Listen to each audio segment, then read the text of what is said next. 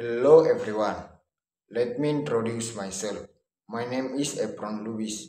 Student ID number 2305082040. Class Accounting for Age. Course Taxation Practicum. Lecture Sir Rizky Saputra SI MSI CPA CRA CRP. Student of Accounting Department. Accounting Study Program at Milan State Polytechnic. On this occasion, I will present material on tax development in Indonesia. Perkembangan pajak di Indonesia. The material I present can pada masa kerajaan, pajak di Indonesia telah menjadi bagian dari kehidupan masyarakat sejak zaman kerajaan. Pada masa itu, pajak dikenal sebagai upeti, yaitu bentuk persembahan kepada raja sebagai simbol penghormatan.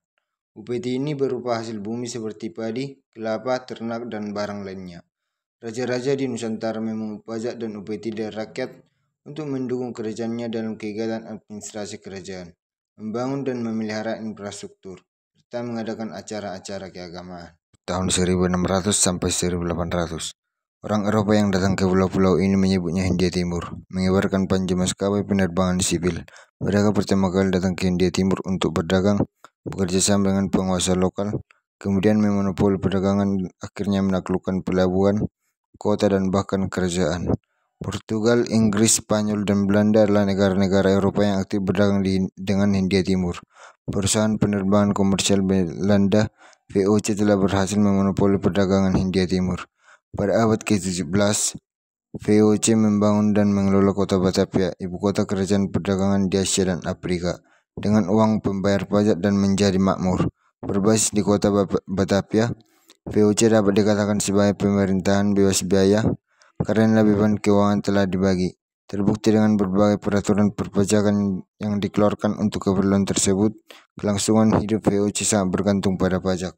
Pada fase Hindia Timur masa Hindia Belanda, pada tahun 1870, tanam paksa dinyatakan dihapuskan oleh undang-undang.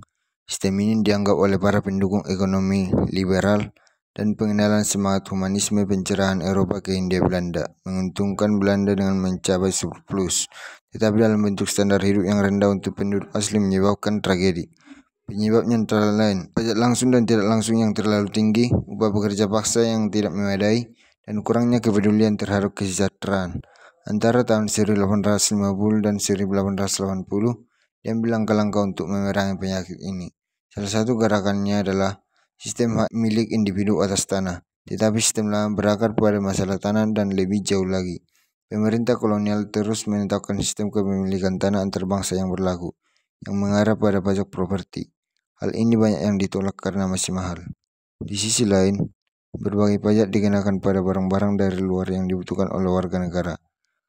Orang harus membeli uang saat itu, artinya orang harus menjual jasa dan barang untuk mendapatkan uang dari pembayar pajak dan pembeli barang lain yang diperlukan.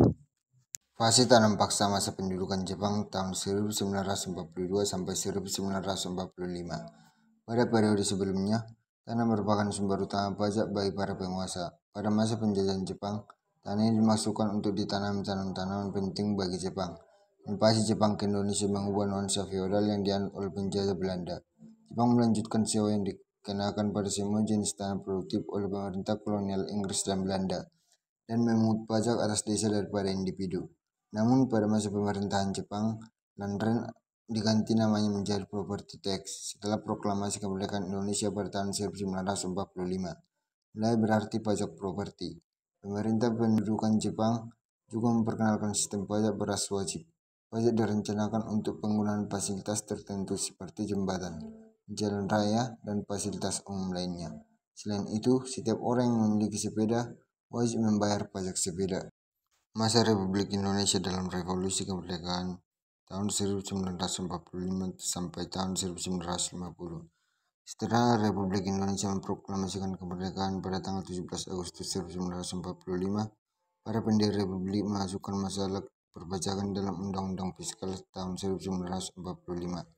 Ayat 2 pasal 23 yang terdiri dari 5 pasal menyatakan bahwa segala pajak untuk kepentingan negara diatur dengan undang-undang, dan bahwa pajak jiwa negara diatur dengan Undang-Undang 1945. 2 hari kemudian, tanggal 19 Agustus 1945, segera diresmikan organisasi Departemen Keuangan termasuk kantor pajak. Struktur organisasi ini dibuat dalam keadaan darurat karena Belanda kembali tidak lama setelah deklarasi kemerdekaan Indonesia dan berusaha untuk memerintah Indonesia dengan mendirikan administrasi sipil independen Belanda atau NICA.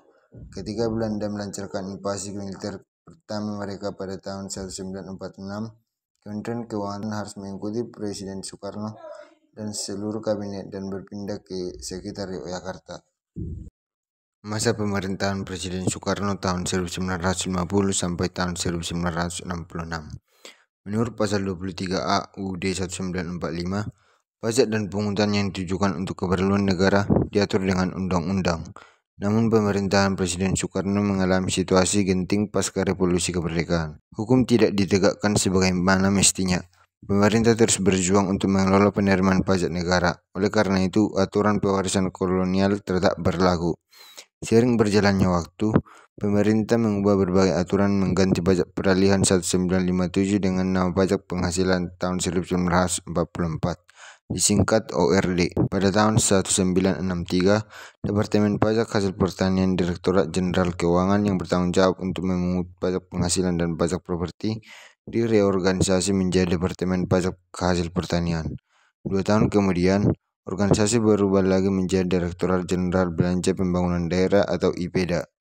Pemerintah telah memprakarsai pembentukan Biro Pemeriksa Keuangan di tingkat kabupaten dan kota yang didirikan oleh Soejono Brotodiharjo. Pendirian kantor-kantor tersebut merupakan upaya untuk menjajaki peluang perpajakan di masyarakat seiring dengan pertumbuhan ekonomi yang terus meningkat. Masa pemerintahan Presiden Soeharto tahun 1967 sampai 1998.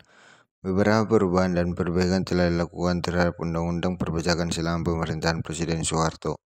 Semula pemerintah memberlakukan Undang-Undang Nomor 8 Tahun 1970 yang mengubah dan melengkapi Undang-Undang Pajak Penghasilan Badan tahun 1925. Undang-undang ini berlaku selama 13 tahun hingga 31 Desember tahun 1983.